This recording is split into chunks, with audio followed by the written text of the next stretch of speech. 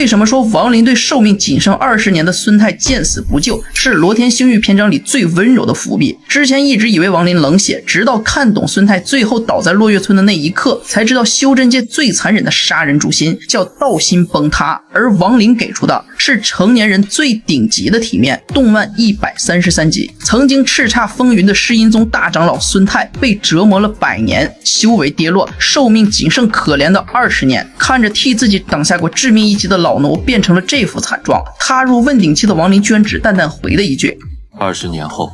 若我还在染云星，会来送你一程。